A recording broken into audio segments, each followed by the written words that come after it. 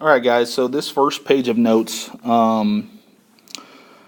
there's a lot of information on here, but really it's just stuff that you are going to have to kind of memorize and know. A lot of it follows some common logic. So let's just kind of talk through this first page. So you guys know what perpendicular lines are. Perpendicular lines intersect at right angles. So the definition of perpendicular lines is just that two lines are perpendicular if and only if they intersect at a right angle. A right angle, you know, is an angle is right if and only if it has a degree of 90. So if it measures 90 degrees, those are just a couple basic definitions that you guys already know.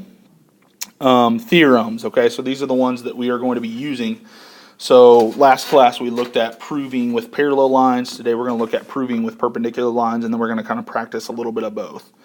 So linear pair perpendicular theorem tells me that if I have a linear pair, right, so angle 1 and angle 2 would be a linear pair because they fall on that line, and they are congruent, so 1 is congruent with 2, that means that those two intersecting lines have to be perpendicular, right?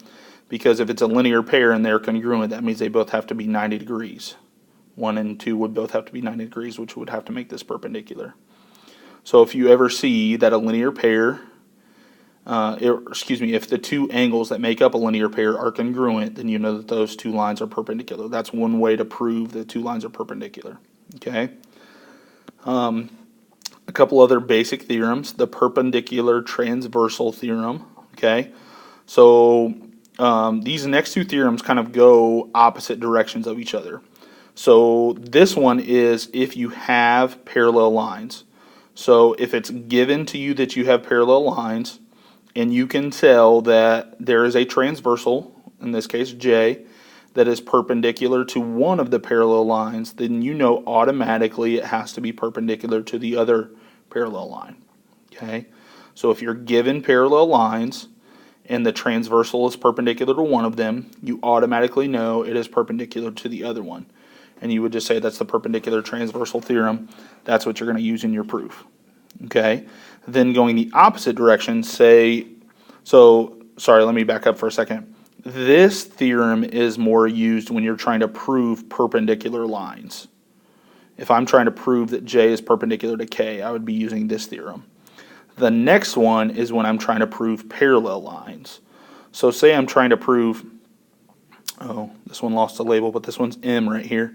Say I'm trying to prove that M and N are parallel, okay?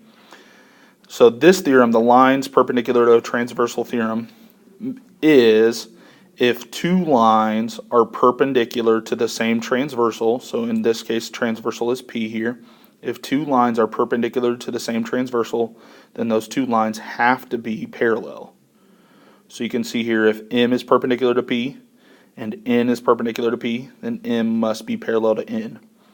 So perpendicular transversal theorem is more when you're trying to prove perpendicular lines, when you're given parallel trying to prove perpendicular. The lines perpendicular to transversal theorem is used more when you're given perpendicular lines and you're trying to prove parallel. So I know right now that might seem a little overwhelming to try to think about, but as you practice more, you'll kind of get into the groove of things, okay? All right, so let's go ahead to the second page. And I want you guys to go ahead and try the first four problems here together with your groups. So maybe find a partner next to you. Hopefully you guys are both at the same spot in the video. You can go ahead and pause, work through these four, and then you can pick the video back up when you are ready for me to go over them.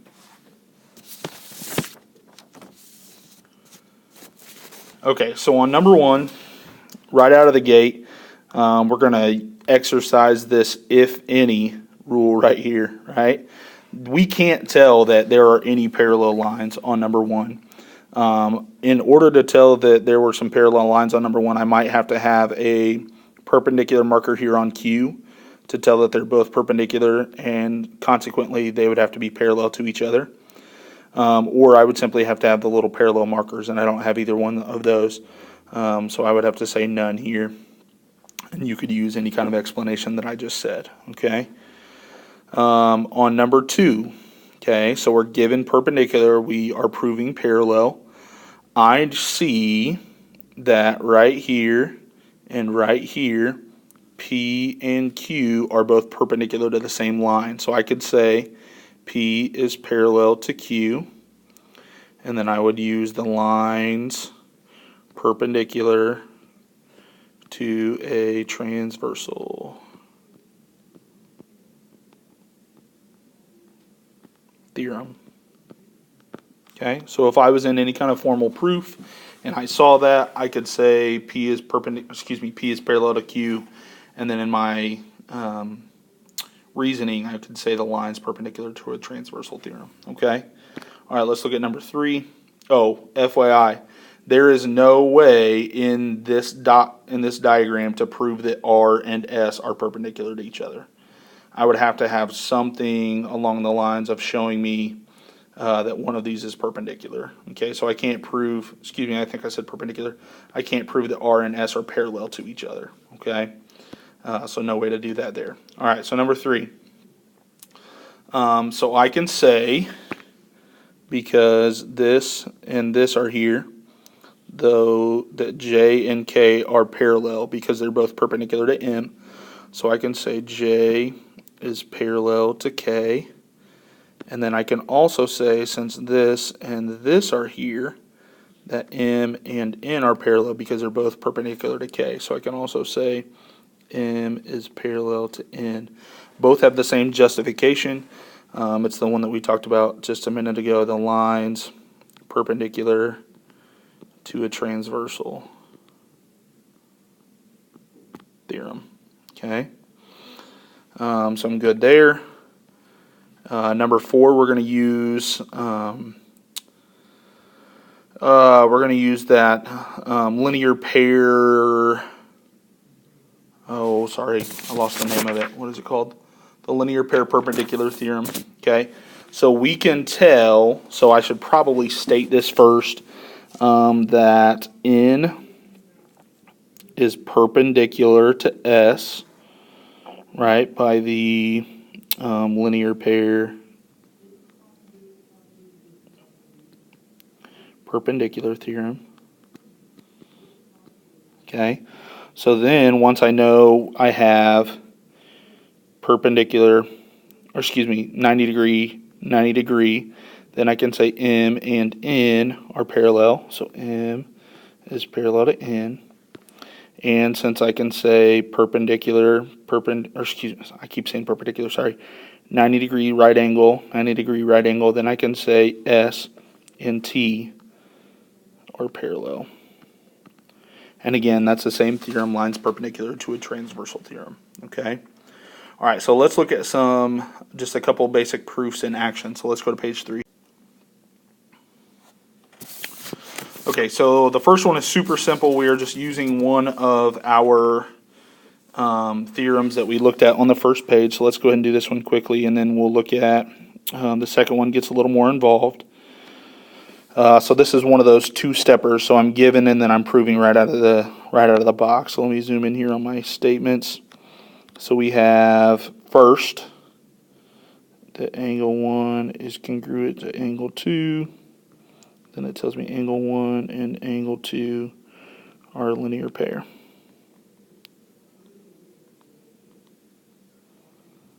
Okay, and that's all my given.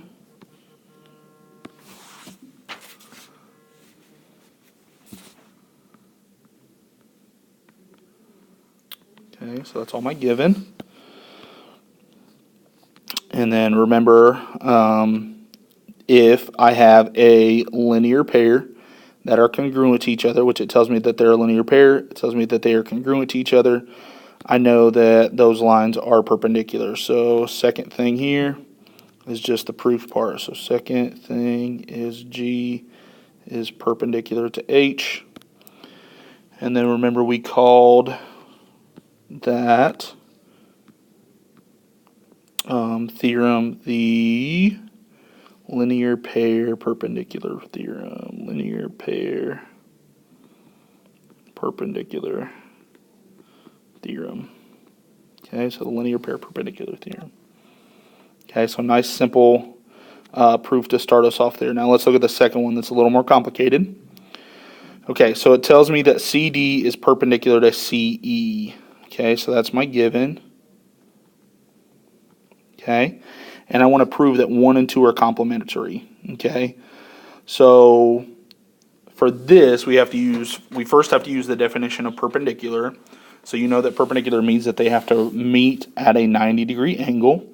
So I would start by saying that, let's see, what's that angle? DCE. So I would say the measure of angle DCE equals 90 degrees. Okay, and that's going to be my definition of right.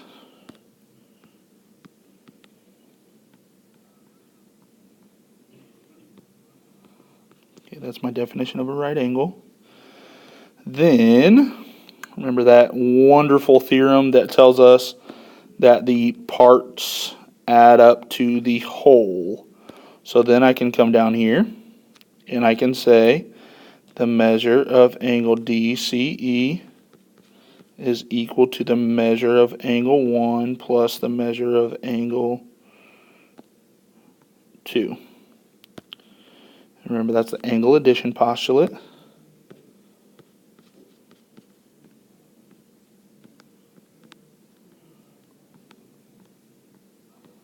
Because remember, I'm trying to work towards complementary with 1 and 2.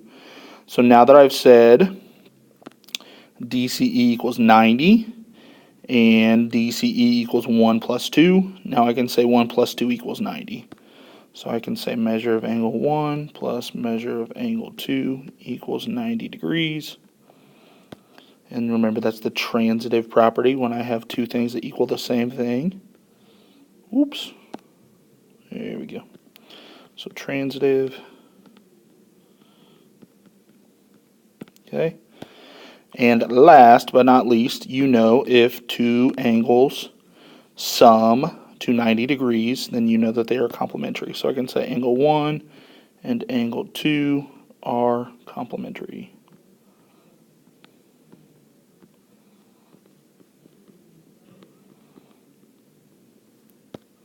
Which is, if I'm not mistaken, what we were trying to prove. So 5, we're just going to say definition of complementary. And we are done. Okay? All right, so you guys have some practice to work on. The rest of everything that you're going to work on today is on Canvas, so go ahead and head there.